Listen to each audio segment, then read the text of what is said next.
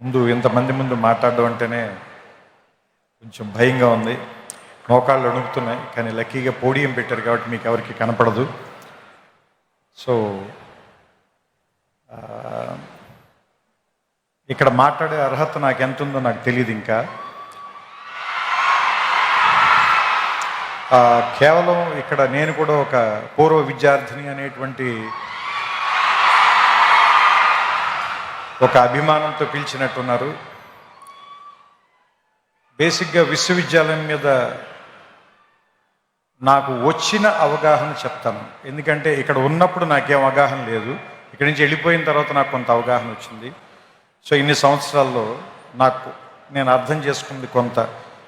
ఇక్కడ నేను ఇంకా ఏం నేర్చుకుని ఉంటే బాగుండుండేది అని నాకు అనిపించింది కొంత మీకు చెప్పే ప్రయత్నం చేస్తాను. దానివల్ల మీకేమాత్రం ఉపయోగం కలిగిన కొద్దిగా అయినా మీ ఇంట్రాస్పెక్షన్కి అది ఏమైనా పనికొచ్చిన మీ ఇన్సైట్కి అది ఉపయోగపడిన I will be very happy. ముఖ్యంగా యూనివర్సిటీలోనే 2 మాటలు ఉన్నాయి. డైవర్సిటీ ఒకటి ఉంది, యూనిజాన్ ఒకటి ఉంది. సో చాలా విభిన్నమైనటువంటి ఆలోచనల్ని ఒకే చోటకి కలిపి తీసుకొచ్చే ప్లేస్ని యూనివర్సిటీ అంటారని నా ఉద్దేశం. సో ఇక్కడ చెప్పడం కంటే కూడా మీరు నేర్చుకోవటం మీద ఎక్కువ ఆధారపడి ఉంటుంది. ఎందుకంటే నాకు సంబంధించినంత వరకు విద్య అంటే ఎక్కడో ఉన్నదాన్ని లేదంటే మీకు కనబడం దాన్ని మీకు తీసుకొచ్చి ఇక్కడ నేర్పించడం కాదు. మీ ఎదురుకుండానే ఉన్నదాన్ని మీరు అప్పటిదాకా ఆ దృక్కోణంలో చూడడం దాన్ని మిమ్మల్ని తీసుకొచ్చి అక్కడ నుంచోబెట్టి చూపించటం.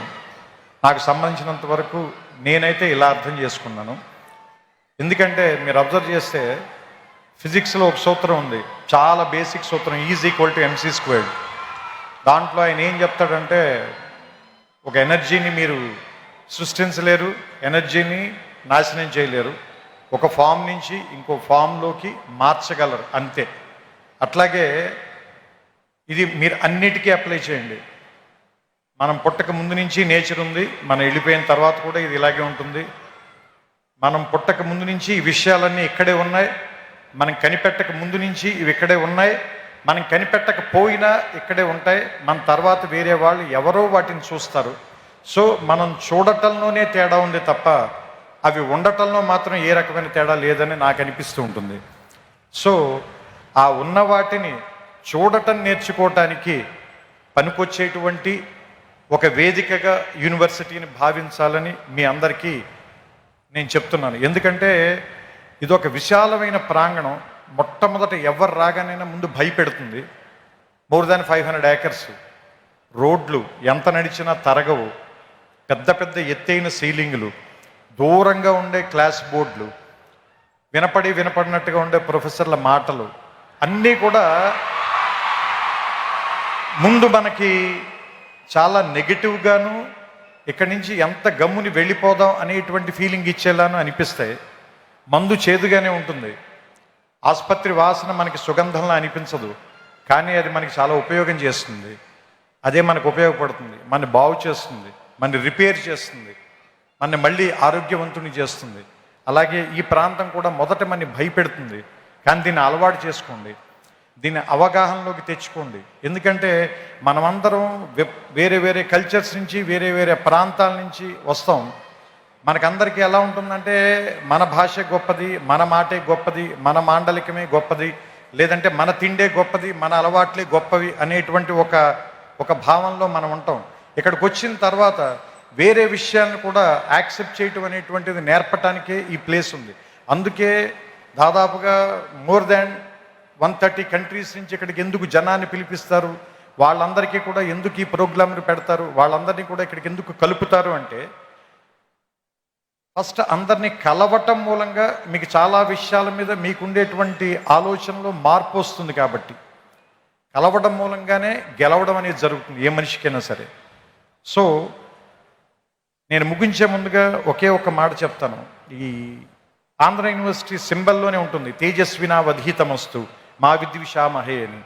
సో ఈ తేజస్సుతో కూడినటువంటి విద్య మీ ధీశక్తిని మరింతగా పెంచాలని, అసత్యం నుంచి సత్యం వైపుకి, నేర్చుకోవటం మూలంగా మనం అందరం కూడా మృత్యువు నుంచి అమృతత్వం వైపుకి ప్రయాణం చేసేటువంటి ఒక అద్భుతమైనటువంటి మీ జీవితాల్లో ప్రయాణానికి ఈ విశ్వవిద్యాలయం అనేటువంటిది తొలి మెట్టు కావాలని, ఇక్కడ అడుగు పెట్టిన దగ్గర నుంచి మీ ప్రయత్నం ఎక్కడెక్కడికో వెళ్ళాలని. ఎందుకంటే నేను ఇక్కడికి వచ్చిన తర్వాత ఫిజిక్స్ చదువుకోవడం కంటే పొయిట్రీ ఎక్కువ రాశాను నేను.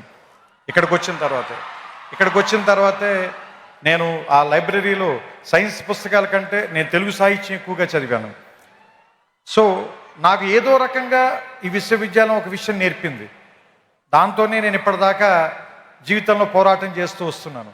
సో మీ అందరికీ కూడా మీకు నచ్చినటువంటి ఒక ఆయుధాన్ని తయారు చేసే కర్మాగారంగా ఈ విశ్వవిద్యాలయం మీకు అందరికీ ఉపయోగపడాలని. ఎందుకంటే ఇక్కడ ఉన్నటువంటి పైన ఉన్న డిగ్నిటరీస్ అందరూ కూడా ఒకళ్ళు వ్యాపార రంగంలో, ఒకళ్ళు రాజకీయ రంగంలో, మరొకళ్ళు ఏమంటారు దాన్ని దేశ విదేశాలకు వెళ్ళి రకరకాల ప్రాంతాల్లోకి వాళ్ళ తాలూకు ధీశక్తితో ముందుకు వెళ్ళారంటే వాళ్ళ ప్రయాణం మొదలుపెట్టినటువంటి మొదటి ప్రాంతం మాత్రం ఇదే. సో అలాంటి మీ ప్రయాణాలకి ఇది మొదటి అడుగు కావాలని, ఇక్కడి నుంచి ఎంతమంది వచ్చి ఇక్కడ కూర్చుంటారో తర్వాతి తరంలో చూడడానికి బహుశా నేను ఉండకపోవచ్చు, కానీ తర్వాత తరాల వాళ్ళకి చాలామంది మార్గదర్శకుల్ని ఇక్కడి నుంచే తయారు చేసేటువంటి ఈ ప్రాంగణం మరిన్ని వందల సంవత్సరాలు పూర్తి చేసుకోవాలని, దానికి ఇది ఈ శతాబ్ది మొదటి అడుగుగా ఉండాలని, 100 ఏళ్ళు పండగ చేసుకున్న వాటిని ఆశీర్వదించేటువంటి అవకాశం చాలా తక్కువ మందికి దొరుకుతుంది. అలాంటి ఆశీర్వాదాన్ని నేను చేస్తూ ఈ మాటల్ని ముగిస్తాను. శతాయుష్మాన్ భవ ఆంధ్ర యూనివర్సిటీ. నమస్కారం.